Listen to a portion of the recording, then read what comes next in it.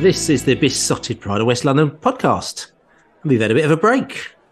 We weren't up for the cup, so the Bees had a bit of a weekend off last weekend while everyone else was running around trying to get themselves into the fifth round of the FA Cup. But we knew, tell you what, let's focus on the league, and that's what we did. And we all had a nice chilled out weekend last weekend, and now we're back looking forward to the Brentford's next game, which is going to be against Southampton. The Saints are making their way down to New Griffin Park. I'm Billy Grant, and I'm sitting here in the virtual joint with a couple of buddies of mine. I've got Laney in the house. How are you, Laney? Yeah, I'm good, mate. Yeah.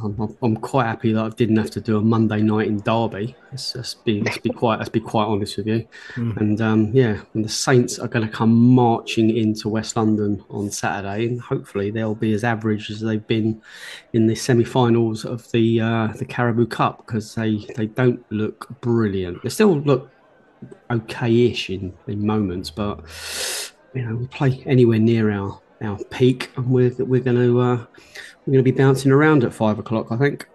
Oh, a bit of prediction there for later. I mean, I'm just coming back to that FA Cup, because I have to admit, the FA Cup fourth round, listen, the buzz has probably, just maybe it's for this year, the second year, just gone for me. And I was just like, I was actually quite happy to have had a weekend off. And that's before I knew that the draw was Derby away as well. Because I don't know, that's a focus from the league, and that the cup sort of didn't have a buzz, even though some people said, we need a bit of a cup run. But then all of a sudden the game was actually put onto a Monday night on television, which means that we would, if we got to the game, would have had to travel up to Derby on a Monday night. Did you actually watch the game itself, lady? No. With absolutely no interest. Don't be silly. Yeah, I think that probably sums up the kind of situation where we're at as well. It's so weird as well, because we're two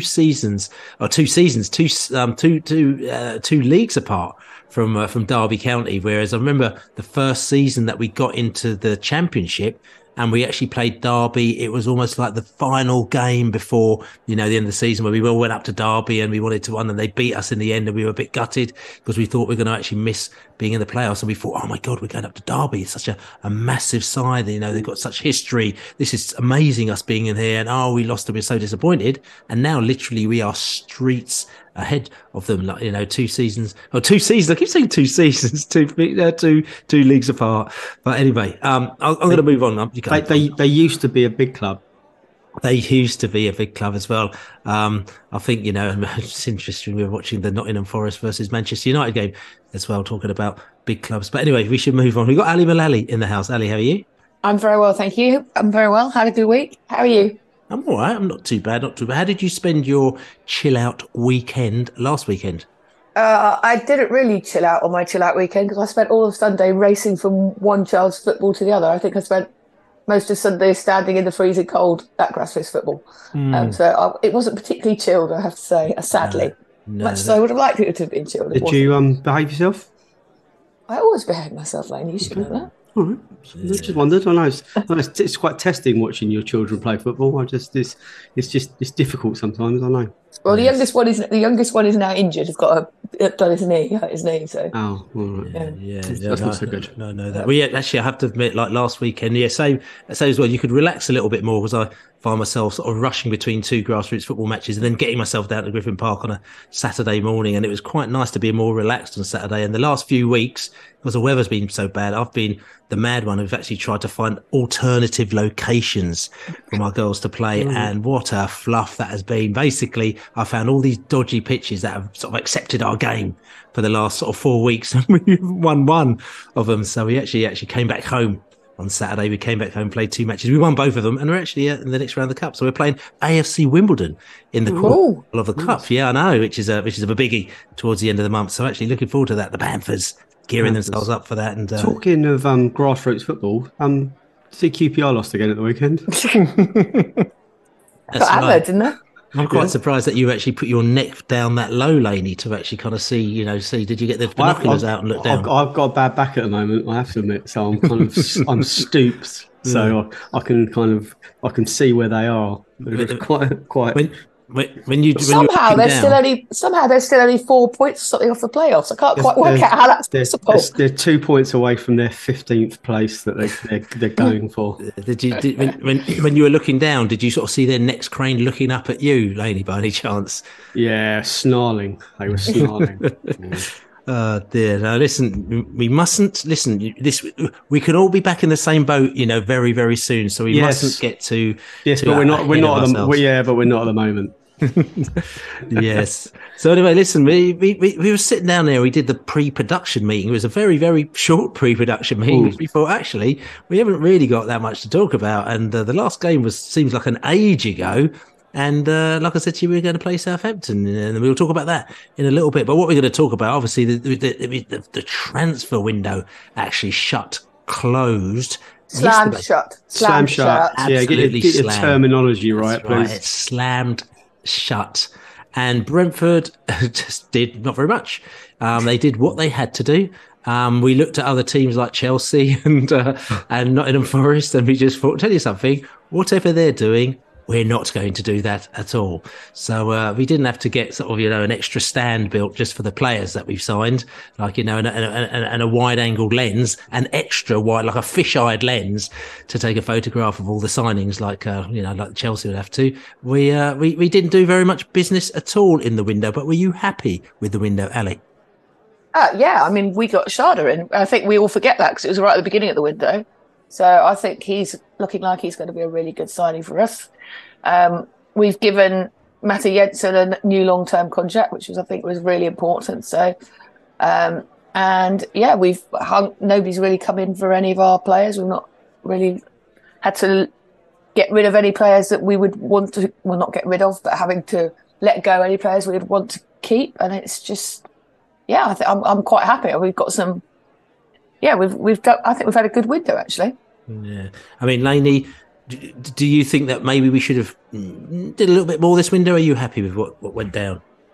I think I'm pretty happy, to be honest with you. I mean, it's just not been hugely exciting in terms of looking at the Sky rolling transfer feed and seeing our name constantly linked with huge players. I think there's been real discipline applied to the window. We've got in what we needed. We seem to have covered the possibility of losing Ivan Toney by bringing Sharda in. He can play up top, I'm sure, or he can play on the left, or he can play on the right. As Ali said, we've locked Matthias. It's all his fault. Jensen down for a couple more years. Thomas Frank signed a contract extension. Kind of the one that we hoped, David Raya signing a new contract, that didn't happen. So that would have made the window a bit more complete, I think, if Raya had signed, even if he goes in the summer still. It just gives us a little bit more time to get the money we need for him. I still think there's probably a left back kind of cover for Rico that's probably left us not light, because we've got Hickey coming back. We've got players that can play there. It's been it's not been Chelsea-esque, as you rightly kind of the analogy is that we're not buying up the world, and we didn't expect that. So I think we've got more than enough to see us through to the season with players coming back from injury. So I'm really confident.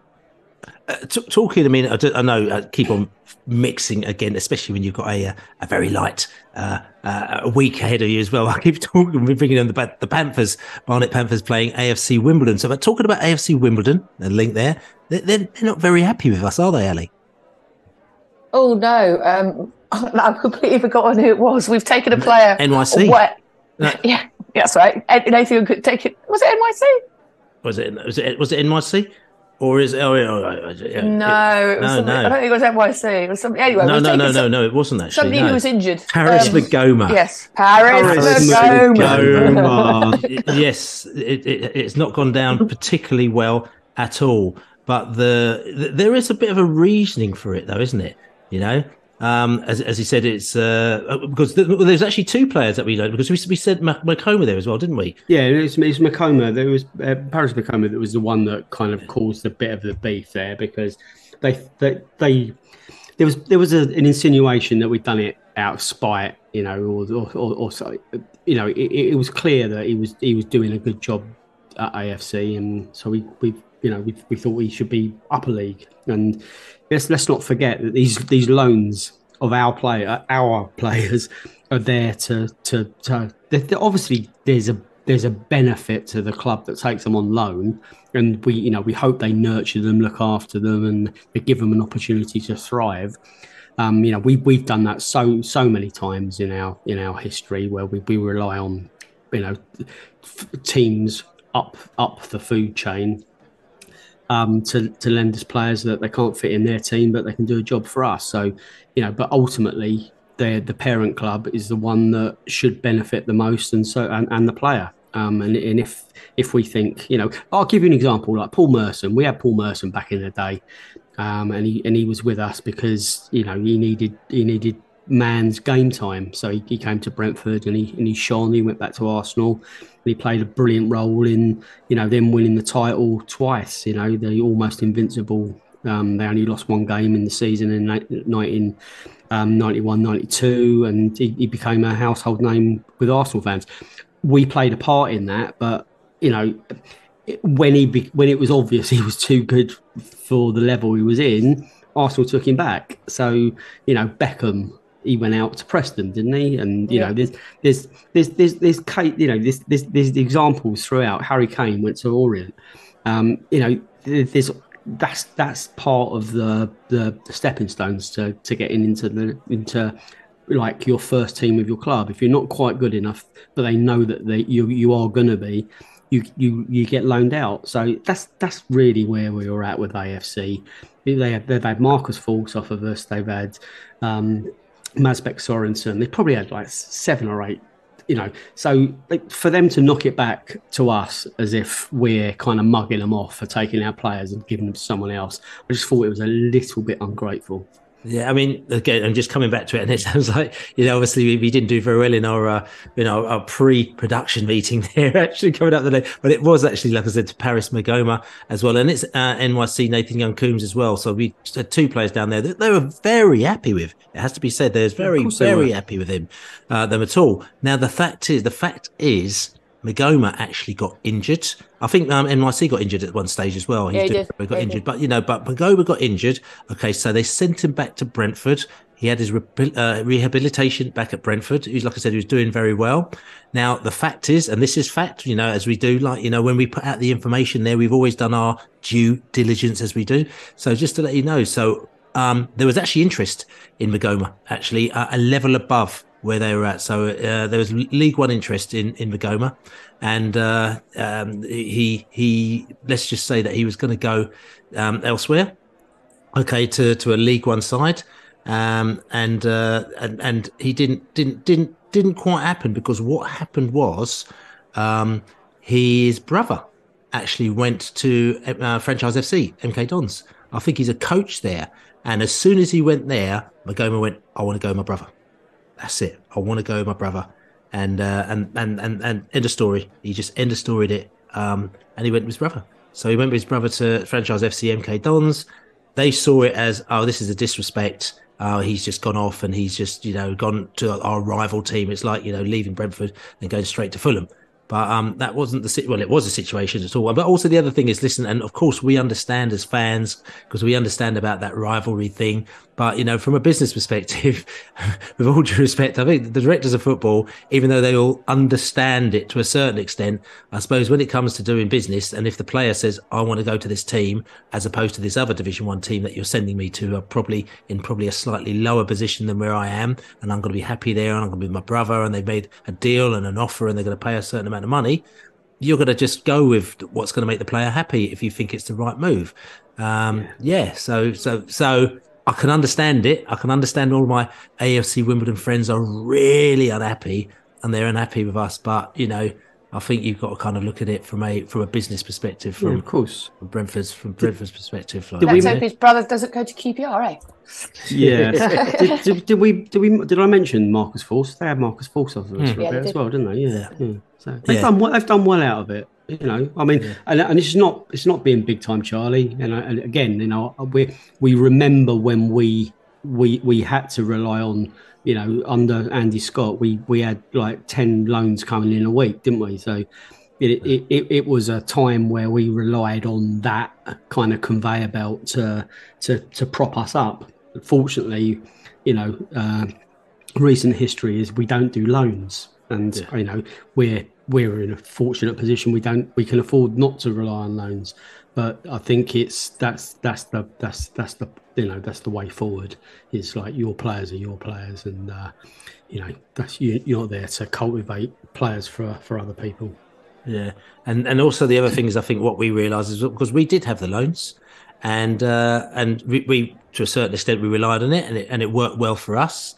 But I think we realised that when it didn't start working for us is when we started to rely on those loan players, and then we wanted them to come to us, and they didn't come to us, and they went elsewhere. And you realise that there's a big hole within your setup, within your outfit. Now, AFC Wimbledon, they obviously need to rely on the loans, but the difficulty is that when you have a loan and you have a player that is too good, the danger is always going to be the case that player is going to leave, and it's going to leave you with a big hole in your setup. And that's the kind of balance up that you've got to have when you do that loan system thing, and I think it makes it quite tricky, because it can make you a very good team one season if you've got a really good loan player. Then when that loan player leaves, it makes you a not so good team if you can't replace them either from within or you actually buy a player. So I think, where AFC Wimbledon, if anything, they're probably just a little bit unlucky.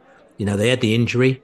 He played very well because he came back to us. And then, we looked to move him on. If he was continued to play with AFC Wimbledon and he didn't get the injury, we actually might have left him there, because if he's getting game time every week and he's playing really well, then that's the case. But I think the fact that he came home and then we got offers, you probably think, tell you something, we've got the opportunity to put him elsewhere. Can I ask you a question?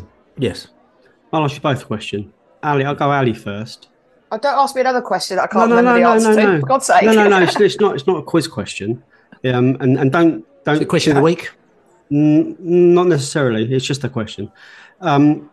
Who's your favourite ever Brentford loan player? Quickly, don't overthink it. Just whoever comes. Pritchard. Okay, Bill. Chesney. Okay. You. Graham Ricks. Oh. I remember that was just at the time. What a player he was when he came down there. I won't elaborate on it, but he was. At the time, he was a. There was that. I think he was under Perryman. I think we had Merson at the time. I remember going away to Bristol City. It probably was over Christmas, and we won there, and then Perryman made the team warm down straight away after the game. I think we might have won 3-2, 3-0, 3-1, something like that. And the Bristol City fans were just in murderous mood, and they chased us. They chased all the way across that park, all the way to where it was quite a fruity afternoon. I have to admit. So Graham Ricks was one of my favourite loans, I have to say. It wasn't there for a massively long period of time. Not for a long time. I don't know if we loaned him from Chelsea or from Arsenal. I think it might have been Arsenal. But I think it's Arsenal. Yeah. I think. So yes, it was. I'm sure everyone else listening to this has got their own, and maybe we'll do a link and just share your favourite loan players, because we've had a lot, none for a while, but we've had some good ones. Yeah. And again, don't forget, this was totally off the cuff. And, all I do is I said Chesney just because I remember how Brentford he was. He was just absolutely, he was red and white stripes. He was. Mate, he was up there. Yeah, I hadn't thought about him. He's probably certainly more significant than Rixie. And I think Pritchard, as Ali said, was just game changing. Shame we couldn't have got him for. We did try, didn't we? We tried, and he should have stayed with Brentford. But he's game changing in the fact that it's because of him not coming to us. We changed our game, and we just said, "Tell you what, we ain't doing this anymore. We're actually going to grow our own." Yeah, we got Woodsy in, and Woodsy was almost. He was up there with him, wasn't he? I loved Woodsy. Loved Woodsy. Great player. Great player for us. Yeah. But the question I'm going to ask you, was he a great player? Was he as good as Sergi Canos, who there's a discussion as to whether or not Sergi Canos is a legend? And as we know, Sergi Canos, we talked about Sergi a few weeks ago on the podcast. Nice link, Bill. Thank you. You should just hear that segue just clashing in there. Yeah. It wasn't even planned. To tell you something, that was proper off. Some symbols. Yeah, it just slipped right in. Like, easy, Tiger. Because Woodsy and Canos are exactly the same time. Yes, imagine Sergi with ginger hair. don't put ideas in his head. For God's sake. That's right. But just coming back to that, like I said to you a few weeks ago, we talked about Sergi Canos, and it was a bit of a weird one, actually, because we were talking about him like he'd left, and he hadn't left at all. But we knew he was going to leave. But we thought, tell you something, we haven't got anything else to talk about this week. So let's just talk about Sergi, that we know is leaving in about 3 weeks' time, and kind of not get out of the way in a disrespectful way, but it just gave us a bit of time to talk about him and reminisce on it. And we had quite a few people said that they actually loved the Sergi Canos talk and actually reminiscing on Sergi. And now that he is actually gone, and he's gone to Olympiacos, only on loan, as we say, he's only on loan for the season. long story. That's an old joke, old Blackpool joke. But he's only on loan for the season to Olympiacos, who ironically are owned by the Nottingham Forest owner. So our in-joke was that he's going to end up playing against us for Nottingham Forest at some stage, if they don't go down, obviously. So so we might see Sergi Canos again, and his contract is up at the end of the season. I think there's an extension clause for a year. So obviously, if he looks like he's going to do okay against Olympiacos, we may extend that contract and then try and extract some money out of them. I don't think, unless he comes up with some messy type action going out there, that we're going to see Sergi come back to Brentford. And especially as he's, it was a bit of a sort of farewell. It was a little bit of a kind of bye-bye sort of kind of tweets that sort of Sergi did, which didn't really make out that he's going to be coming anywhere near back to New Griffin Park anywhere soon, isn't it? No. Yeah, no, he needs to come back, and his testimonial against Leeds will be a very popular one. Away, he'll be at Elland Road, where he will headbutt Thomas Frank in the dugout for not picking him in his natural position. Yeah. Let's stop. Let's just listen. Listen, we're respectful about Sergi, but let's just talk. Let's just quickly talk about that. Because Sergi, before he was announced that he was going to leave, he sort of said this tweet, which was, you could say it's cryptic, but it wasn't really cryptic at all, because it was right on the nose, wasn't it? When he just basically said something like, out of the 31 games I've played, I've only played one in the position that I love. Now, I say to young Laney, but I'm going to say, Ali, what did you make of that? I get his frustration. I understand his frustration, absolutely. I think it was misjudged.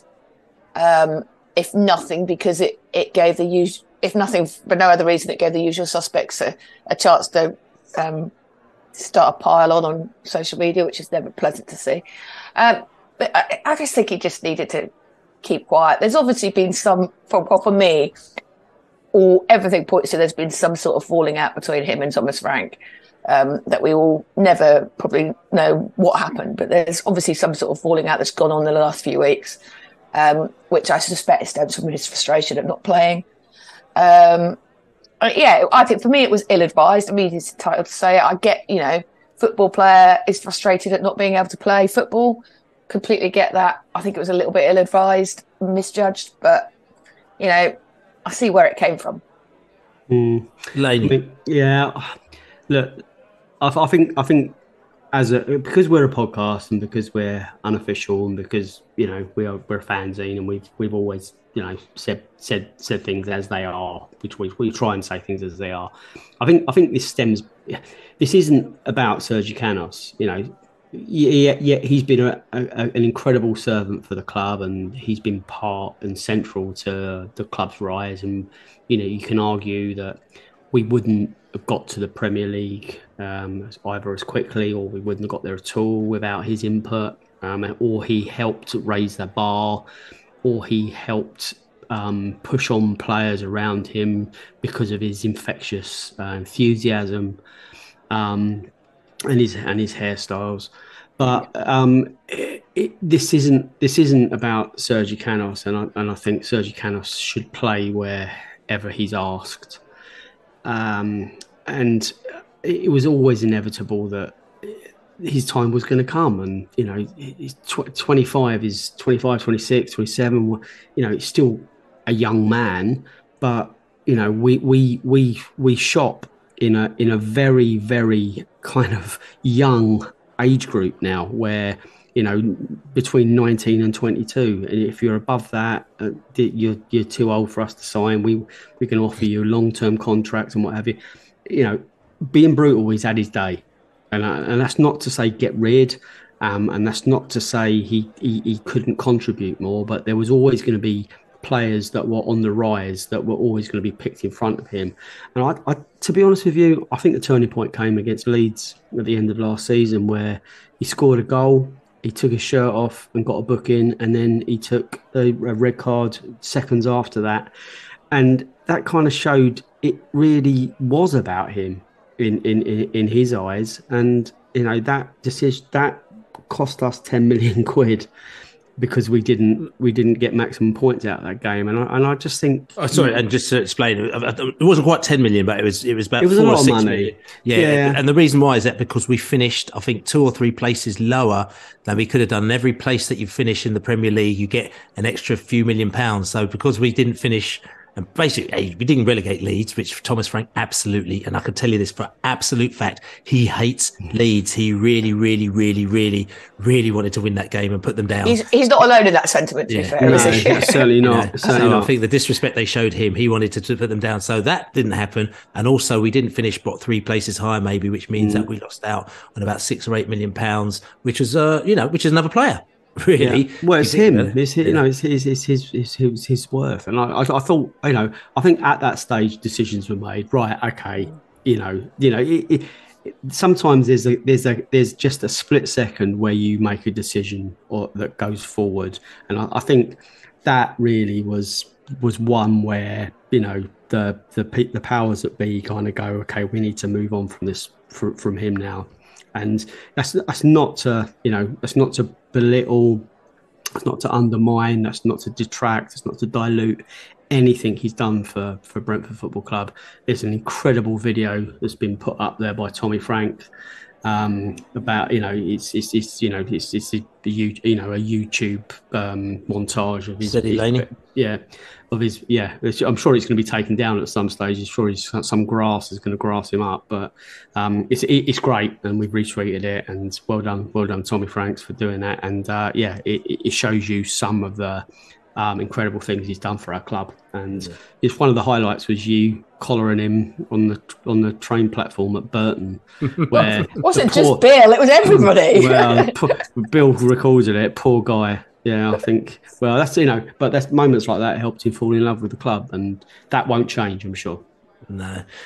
So, but just coming back to it and just putting on a positive, Sergi Canos. Lots of questions going out there as to whether or not he is a club legend. Some people say, he's not a club legend. But other people say he is. He's been at the club for 8 years. He scored that goal at Reading, which people still go on about. I mean, he scored other goals, but I mean that goal was one hell of a goal.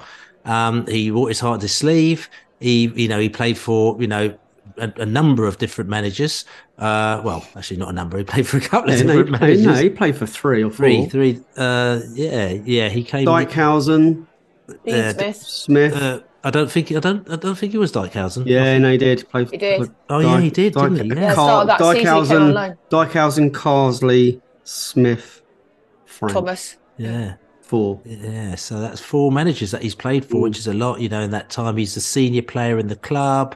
He managed to, I have to say that, when he got injured, that for me was a bit of a turning point, because when he got injured for a long time, he came back. Again, he wasn't quite the player. And also, I think the thing is that when he left to go to Norwich and then he came back, he wasn't quite the same player as he was. So it took him a while to kind of get back to where he was as well before. Because when he left and went to Norwich, we just thought he was the absolute don. And he went there and it's almost like they broke him. And he came back and it took us a bit of time to fix him again, So So coming back to that, so you believe Ali, club legend, yeah?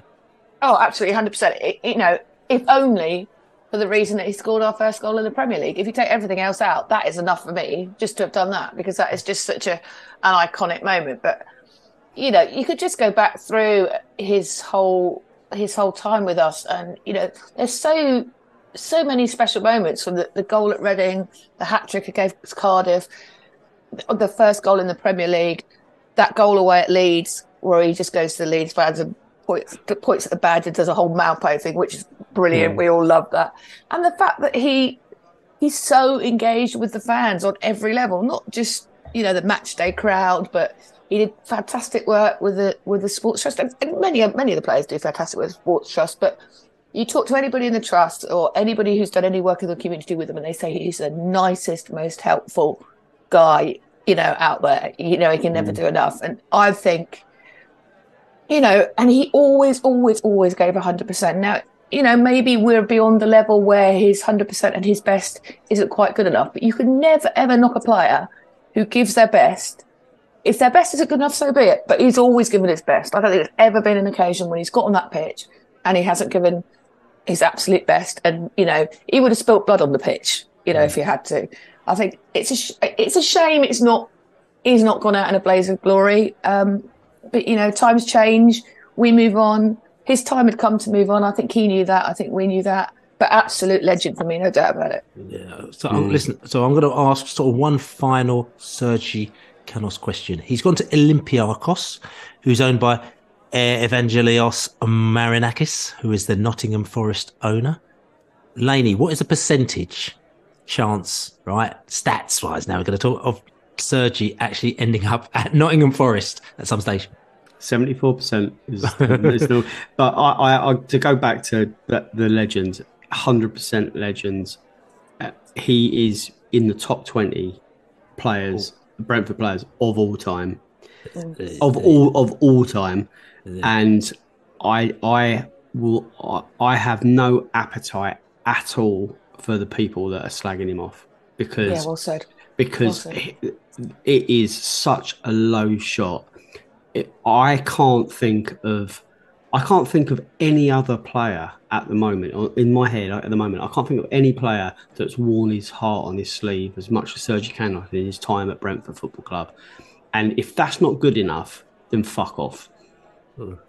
So, okay. And straight to the point of Laney as well. Ali, the percentage chance of him ending up at Nottingham Forest?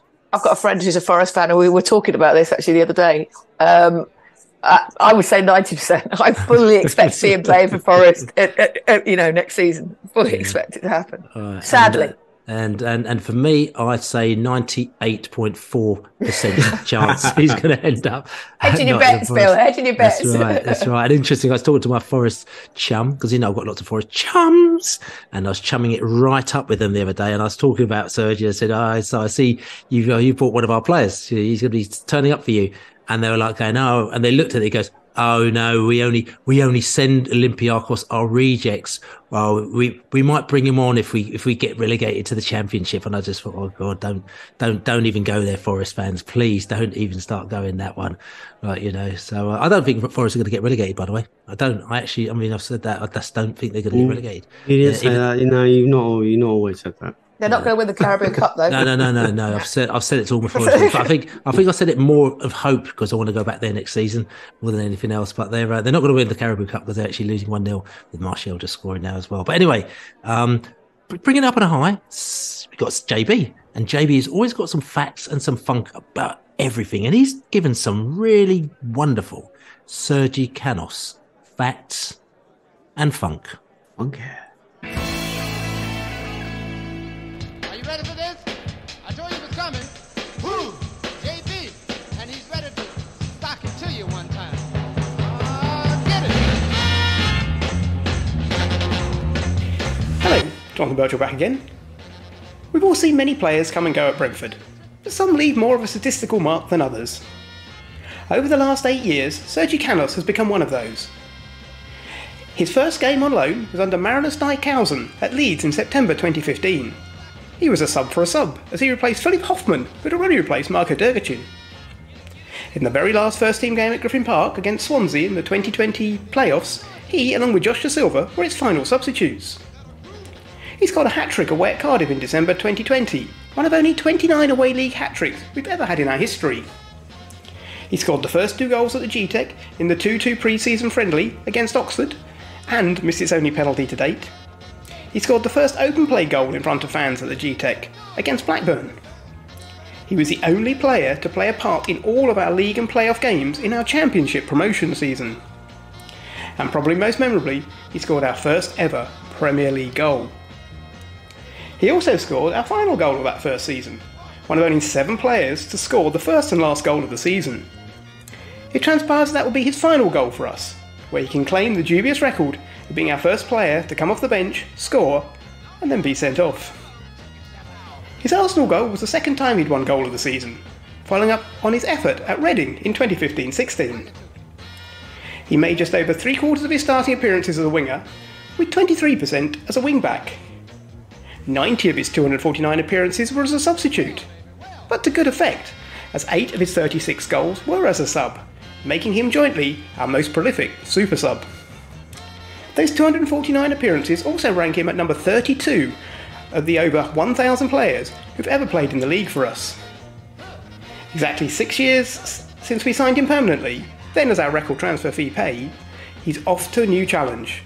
But maybe he'll be back again one day, possibly in the Hall of Fame, or maybe just to tell us how he scored that goal. So there you go, JB with his Sergi Canos. Facts and funk. That was good. That was really interesting. There's all sorts of facts in there. You just sit down there and you can get your spoon out. You can lap that right up. Anyway, listen, we're going to have to go and we're going to cast our minds back to, well, it's a couple of weeks ago now, because I tell you something, we're going to have to properly cast our minds back to this game that was on television, which was not the best game in the world, it has to be said. But what we could say is job done.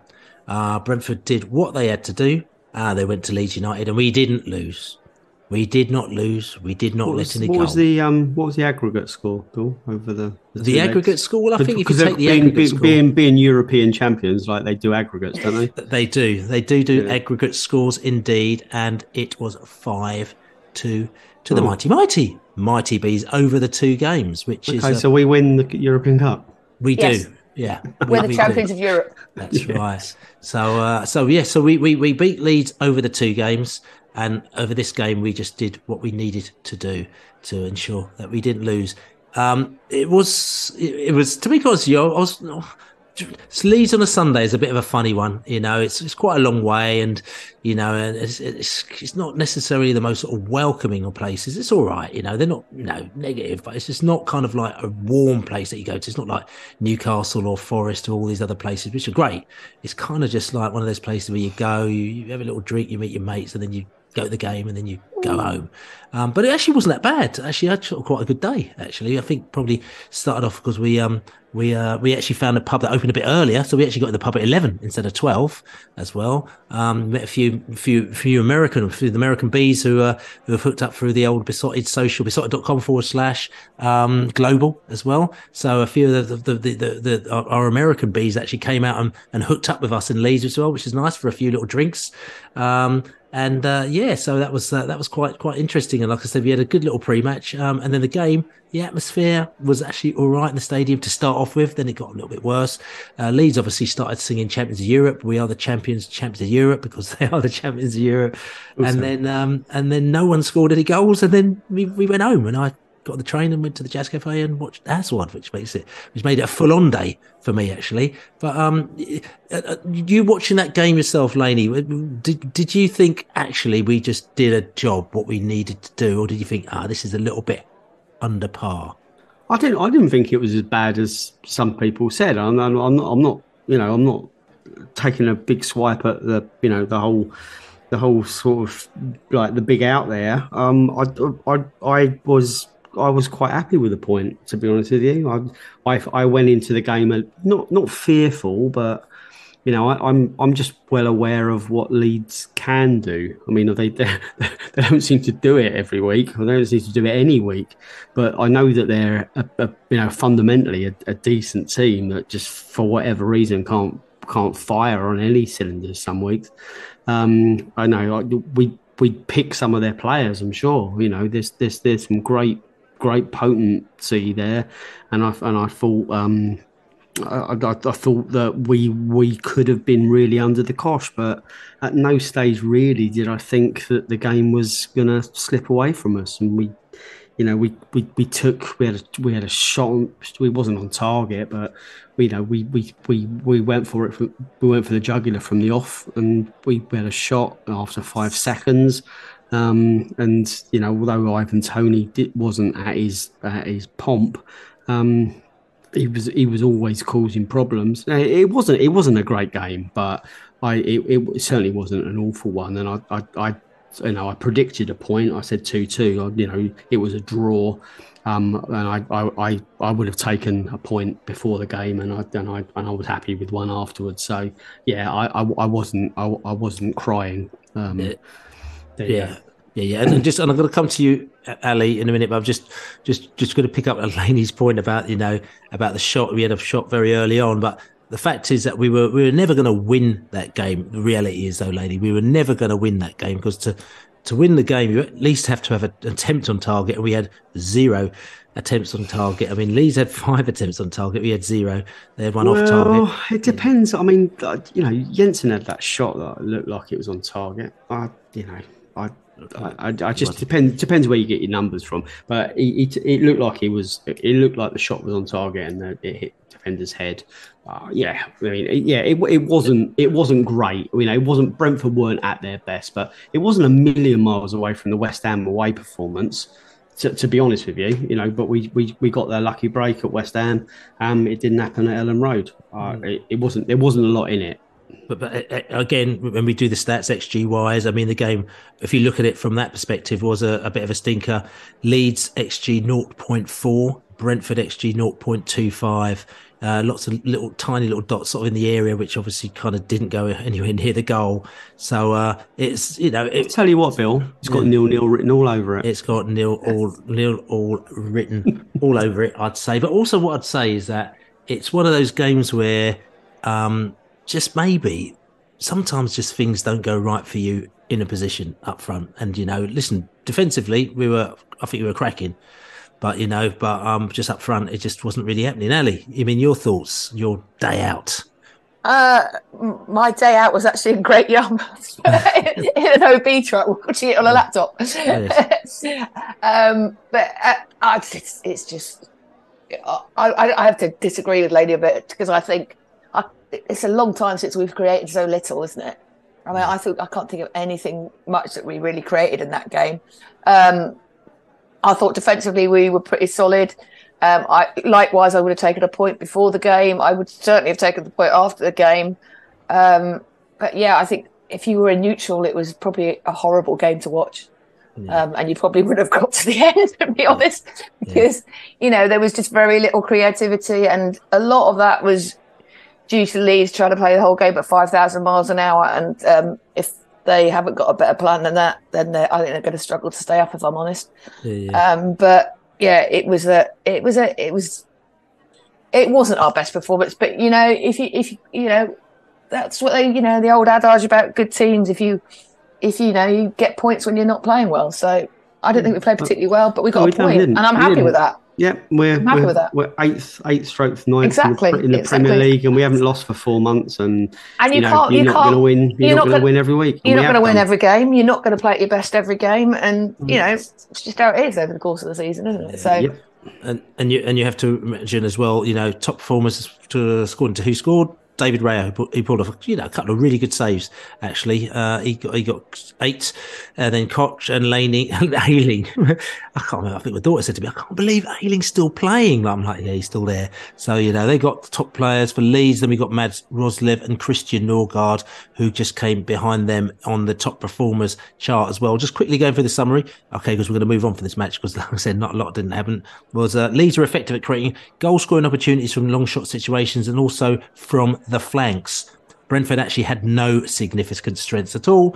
Leeds were poor at finishing. We were also poor at finishing, aggressive. We lost possession often, and we gave a lot of free kicks away around the box, which is what we do seem to do quite a lot. We don't want to do that this weekend. No, exactly. No, we don't want to do that at all. So I think that's Leeds, probably in a little bit of a nutshell. Do we want to talk about Leeds anymore? No, we don't really want to talk about Leeds anymore because it is, job was done. Don't talk about them ever again. And I think if we want to talk about, we have to talk about them ever again. It'll be too soon. Yeah, a positive about Leeds is it actually is added to our unbeaten run. We're unbeaten since October, which is quite a long time. So thank you very much for that, Leeds United. To add to our unbeaten run tally from October to February is a tremendous run in itself. So JB, he's got some facts and funk that he came up with after that Leeds game. Let's have a little listen to what JB had to say about his Leeds United or his general Brentford facts and funk. Are you ready for this? I told you it was coming. Woo! JB, and he's ready to sock it to you one time. Get it! Hello, Jonathan Burchell here again. As the fourth round of the FA Cup took place, we had a blank weekend. Now generally it is a bit easier to reach that stage when you start in round 3, but when starting in round 1 as a tier 3 or 4 side, it was something of a rarity for us, and something we only achieved once a decade, in the 60s, the 70s, the 80s and the 90s. Back to last weekend, and it was our 21st visit to Leeds for a league game, and we recorded our second 0-0 draw there. The other was 75 years ago. We've now had 8 draws with just 3 wins on our visits. For David Rare, it was his 49th clean sheet in 143 games for us. That takes him just one behind William Young, our custodian 100 years ago when we joined the Football League. The only other keepers with more are Joe Crozier, Dick Brodie, Gordon Phillips, Kevin Dearden, and the record holder Jerry Cakebread with his 99 clean sheets. Our bench against Leeds included Lewis Potter, Damsgaard, Hickey, Wisser and Sharda. With the rumoured upcoming fee for Sharda, that's a bench nearing a value of £70 million. Yet Thomas Frank only used 2 of them, Wisser and Janelt, the fewest number of subs he's used in the game all season. There you go, JB. 2 JBs in one show. It's actually good to get JBs. It's just like he's with us here in the virtual joint. But it's like buses, isn't it? That's right. They just come and they're there all the time, aren't they? Wait for 1 and 2 come along. That's right. So anyway, JB with his facts and his funk.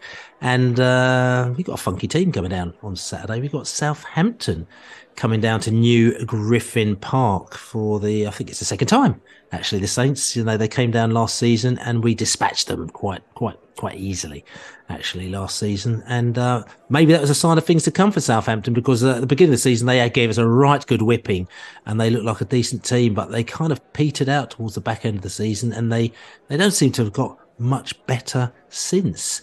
I have to admit, because it's been quite a while since we played about Southampton, and also the game that we played against them, we were meant to play against them, and then it got called off pretty much at the last minute.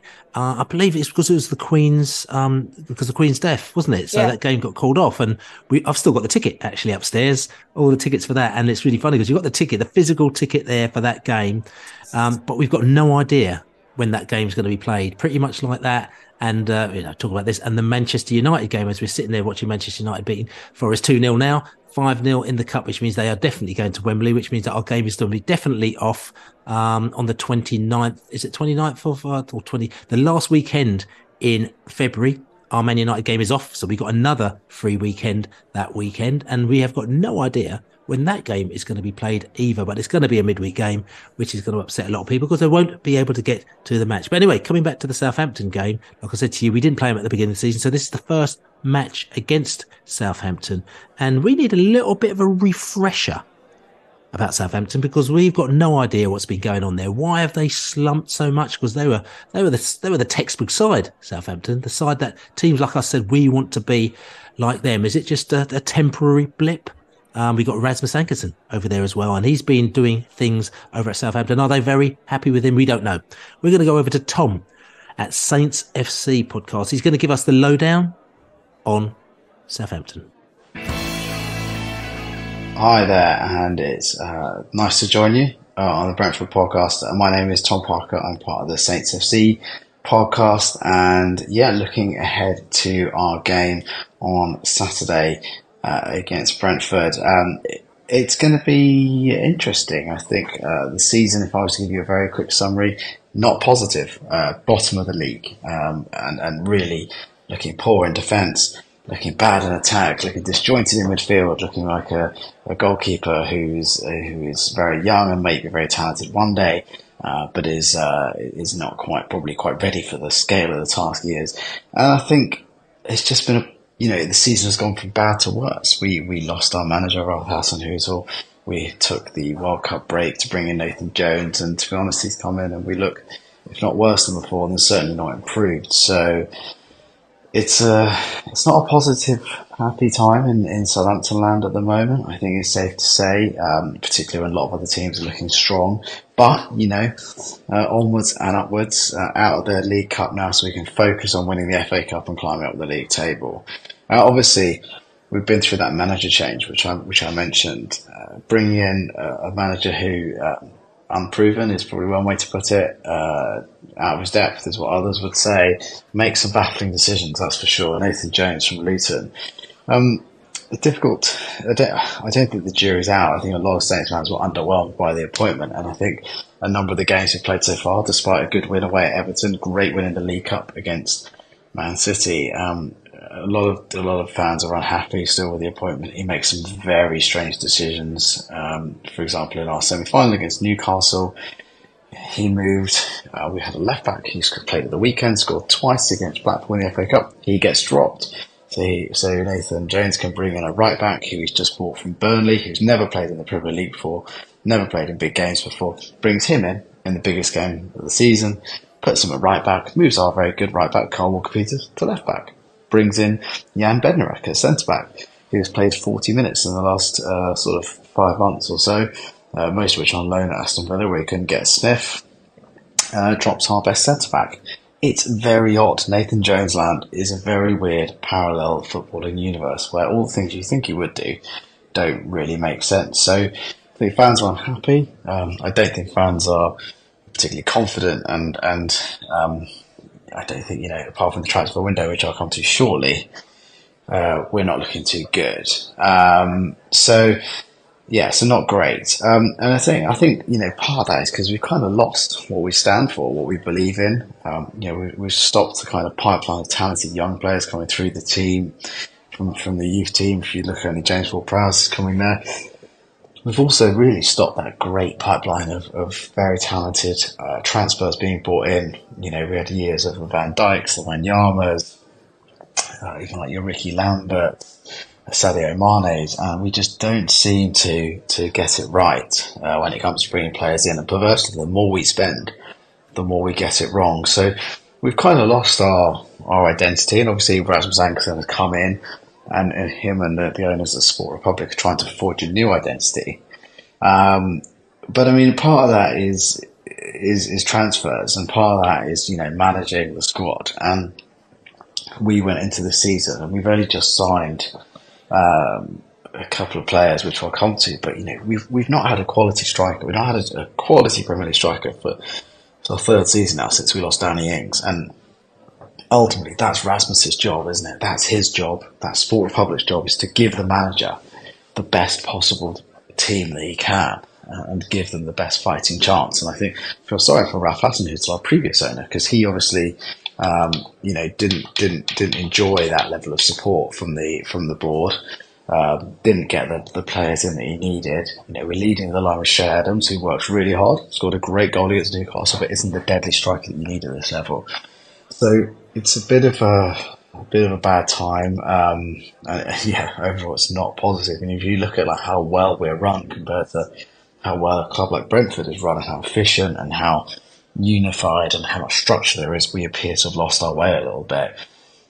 But onwards, as we say, we've signed two very exciting, soon looking good forward players. The top scorer in the Belgian league, who's now makes us have the tallest the tallest player in the Premier League, I think about 6'7". And we also signed an exciting winger from Reims. I don't think you'll see either of them play on Saturday. I think it's a little bit too early.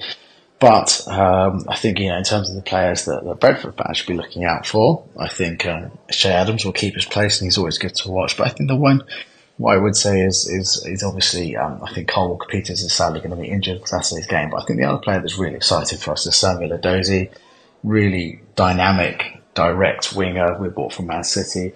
Comes in, attacks the space, attacks players, looks to go past people, looks to create problems that are around the box. He's very exciting. Whenever he's on the pitch, you do feel we've got a chance. And the other one is a new midfielder, Charlie Alcaraz, who's a 20-year-old Argentinian that we bought from Racing in Argentina. Seems to be a very tidy, very aggressive, neat player, bringing the midfield and the defence together. So, he could be the players we're looking for. And I think outside of that, I think it's just a pretty poor place for Southampton at the moment. I think we are very worried as a fan base. I think relegation feels like it's going to happen this season. We've skirted with it a couple of seasons, but it feels like this is the season. I think if the new players click and start to deliver goals, then, we've got to be better than 3 other teams. I think we can be better than Everton, but can we really be better than 3 others? So that's the worry. I think it is I think it looks a pretty bleak time for us, but we've got a positive run of games coming up, after Brentford, which I don't think Saints fans are going to get anything from, but, we've got Wolves, we've got Leicester. We can get points from these games. All of a sudden, things look a bit better. And I think, if we look at the games from last season, Saints Brentford, obviously we absolutely battered you. It's classic Saints, absolutely battered you at our place, and then it's like a Jekyll and Hyde. And I think this season, weirdly enough, we've not played you yet. It's so strange. It feels like we're about 2/3 away through the season. It's crazy to not play another team. I've got a horrible feeling it'll be like that second game last season, when you just got too much class, particularly if Nathan Jones doesn't learn from his mistake. He showed it against Newcastle, played 5 at the back. It just doesn't work for us. We look so much better with 4 at the back. But players make individual errors. And my worry is, with a team like Brentford, they've got so much quality that you'll hurt us. So overall, I'm not feeling good. Do you feel the game against Brentford could be a bad one for Saints? I've got a feeling it'll be a 2-0 loss, sadly. But, obviously, part of me is always optimistic, forever optimistic that we'll win.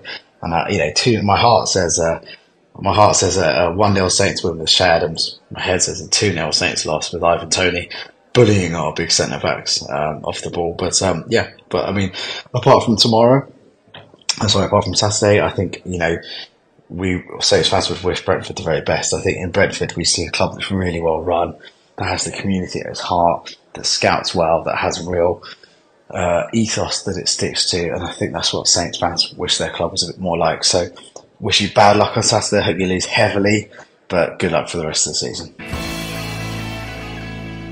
So there you go, Tom Parker, Saints FC podcast, and obviously a little bit nervous about their situation at the moment. He's told us about the Rasmus as well. I haven't spoken to Rasmus for a while, since he's got himself all ensconced in the activity over out Southampton.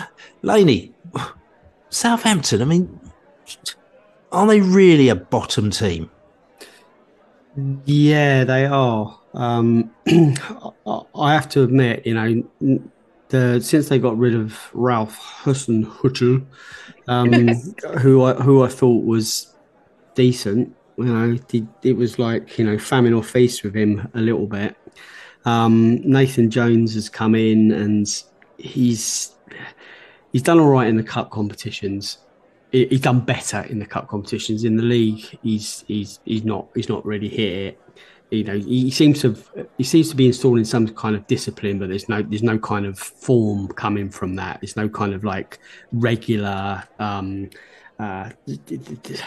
don't really know what you're going to get, and I think they're a relegated team this season. If I'm honest with you, that's not to say that they can't pose problems for us on Saturday. But I'll go back to what I said right at the very start of this pod. I think that if we're anywhere near the levels that we've seen recently, even to the levels of Bournemouth, we weren't great, we weren't brilliant against Bournemouth, we weren't brilliant against Leeds, but we got a result out of it. There's a result out of this one if we play anywhere like that, whether it's a point or 3. Obviously, we hope it's 3. I'm just aware there's a defeat coming at some stage, because this run will come to an end, and it's not necessarily anything to do with how we play. Sometimes, it might mean that just for whatever reason the ball won't go in the back of the net and they take their one chance, and Southampton go home with 3 points. I'm not saying that's going to happen, but I'm just aware that that's just the way football is. Sometimes, unbeaten runs come to an end, and sometimes it's good they do, because you can start winning games again. We've got nothing to worry about this season. We've got nothing to worry about against Southampton necessarily. Just the fact that we're just intelligent people and we know that they're not mugs. So I'm expecting us to do okay on Saturday. I don't fear anything from that. Yes, we had our pants pulled down at the St Mary's when we went down there, and we lost 4-1. But we set the record straight back at our place. I think it's another one of those afternoons where we just literally have to do what we have to do. The result is probably more important than the performance. The performance against Arsenal for me is probably more important, because that's the game. I think we need to go to the Emirates and actually try and win it this year, because I think we can. Not to say we will, but I just think that whatever happens on Saturday, I think we've got enough about us to get us over the line. And I'm expecting 3 from Desire at 5. Yeah, fingers crossed. Actually, how much they get paid for that? Anyway, when we move on, Paul Onuachu. Okay, so Paul Onuachu, who's just been signed by Southampton. He's actually been signed from Genk. Now, he's a player who's very familiar to us. I actually saw him play, because he used to play for FC Midtjylland. He played there for quite a while, and I actually saw him play. I'm pretty sure I saw him play against Brøndby when Thomas Frank actually managed Brøndby about 4 or 5 years ago. And Onuachu, like I said to you, he was scored loads of goals for Midtjylland, and then he got signed by Genk for about €5 million, I think it was. And then I got a little message from Belgian B. Victor Shea. I think some of the Gunnersbury boys out there might actually know him. Victor Shea, who's heard from for ages. And he said, Billy, we got this player, the Onuachu, and you need to check him out because he's very good. And I'm like, yes, we do know him. He used to play for Michelin, and obviously Matthew Benham and all the directors of football, they know him very much. So, of course, we did our little due diligence just to find out whether or not Brentford may or may not be in for him. And it was not a player that we were really looking at. I think maybe because he was probably a little bit older then we would have, be looking at for a player that they're looking for, like, 20 odd million pounds, I think, is what they were looking for. So, but anyway, interestingly, Phil Giles's buddy, ex DOF, Rasmus Ankersen has now gone and signed him to Southampton. Now, it's interesting because Brentford wouldn't sign a player for 20 million who is 28 years old, unless maybe he was absolutely fantastic. We really needed him. But Southampton have decided that they will sign a player who's 28 years old for 20 million, because probably in the Premier League that's actually seen as a bit of a bargain if he scores goals and gets them out of trouble. Do you think this shows a sort of deviation in kind of Southampton's policy, which was always quite similar to, well, we were similar to them, in finding new players and getting them through and develop them up, and not kind of signing these older players and which probably may not have had a resale value down the line? Or do you think that maybe Rasmus has come in and just said, actually, no, we're not going to do that anymore, we just do whatever? I mean, what do you think, Laney? There's a little bit of desperation going on there. I think they know that they're light in a couple of areas, and they need to kind of back. I mean, let's be honest. Like Nathan Jones has kind of turned the corner a little bit. They were losing game after game after game after game. There's something a little bit more about them. It's taken him several weeks now to kind of get them not being so porous, but they're still bottom of the table, minus 18 goals. They're 3 points away from safety, which is West Ham up in 16th, and then Leeds above them and Leicester above them. They're in the proper mire. Let's be honest. It's only Everton. Everton above them and Bournemouth, above them there. There's a huge amount of work to be done. And I just think that it's probably going to be I think they've got more chance of getting out of it than Everton for sure. So it may be a calculated gamble. It seems a lot of money for him though. 20 million quid is a lot of money even in this market. Yeah, 60 million plus add-ons. Ali, just quickly because we're going to talk about Southampton briefly, but Southampton, their strengths. Shooting from direct free kicks, obviously very strong. So we don't want to be giving away free kicks outside the area there. Creating chances using through balls, strong. Coming back from losing positions, protecting the lead and stealing the ball from the opposition. They're strong, which, makes them look like, actually, that's not too bad.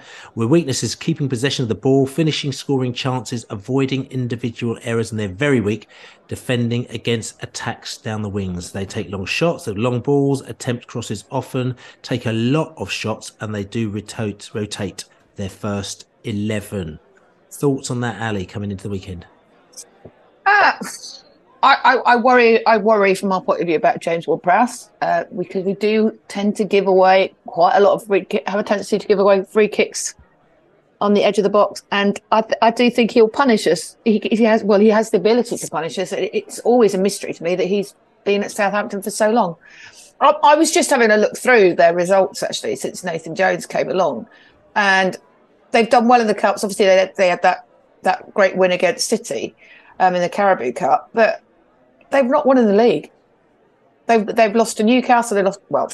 Losing to Newcastle these days is no shame in that. They've lost to Villa at home. They beat Everton away. That's their one win. They've lost to Forest. They've lost to Brighton. They've lost to lost to Liverpool, who can't buy a win for love of money at the moment. So, they're on a terrible run, which probably means, like Laney says, they'll beat us. I think they're in a bad way, to be honest. I think they're going to struggle to turn it round, and I think are there three teams worse than them in the league? I'm afraid there's not for me at the moment. I think it's going to be quite a big turnaround for them to get out of trouble, I have to say. But anything can happen in football, and who knows what could happen on Saturday. I think we've got enough to beat. We've certainly got enough to beat them. I think we should beat them, but you always get the odd result that goes against the grain, and this just might be it. You don't know. That's right. Okay, so listen, game on Saturday, we need to get 3 points just to keep ourselves back on track. Because I love this unbeaten record thing, and I just want to keep this unbeaten record thing and to get a win, like I said, because we are going to Arsenal the following week, and maybe that might come to an end. Maybe it might not, because Laney thinks that, maybe you might get something out of Arsenal, but let's at least keep it going until the following week. Give us a score prediction, Laney. 3-1 Brentford. Ali Mullaley. I'm just going to say at this point, it would be very, very Brentford to lose on Saturday and then go to the Emirates and win. Like we lost to Gillingham and then went to the Etihad and won. So there is always that side of it. Oh, I can feel your prediction already, Ali. I can't go against 3-1 Brentford. 3-1 Brentford. 3-1. And I'm going to go 2-0 to the mighty Bees. So anyway, listen, it's been a nice little chit chat after a couple of weeks off. Like I said to you, don't forget, this is the Beesotted Pride of West London podcast. Don't forget to subscribe on all good podcast channels and write us a review. Don't forget also to buy us a beer, beesotted.com/beer. Yeah, Bill, you keep promising we're going to the pub to do a podcast. I heard you say it last week. Listen, we are going to go to the pub to do a podcast, but we need to find a day, find a little stuff. Don't know, Arsenal. I said to you, let's go for the Arsenal game. I said, let's go to the next Arsenal week, game. Isn't it? Yeah, because that's quite a biggie. So let's go to the pub down there. Yeah, let's do the Arsenal pub. Yeah, okay, let's just we'll work it out. Won't happen. Well, you never know. Yeah, my Wednesdays are a little bit complicated at the moment now, but let me just see if I can work something out. So anyway, we will get down the pub, but if you said buy us a beer, beesotted.com/beer. Don't forget Beesotted Global, beesotted.com/global as well. And other than that, Saturday.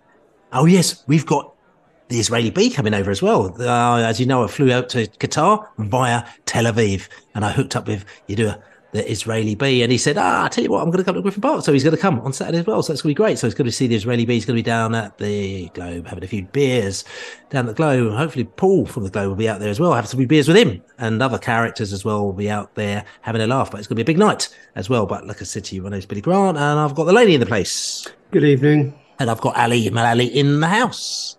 Au revoir. Au revoir. Like I said to you, thank you very much for listening, everybody. Southampton, music get the poison, Unbeaten run as we go. Saints march right off. And when the Saints come marching in, out, they can march out. Right out. You bees.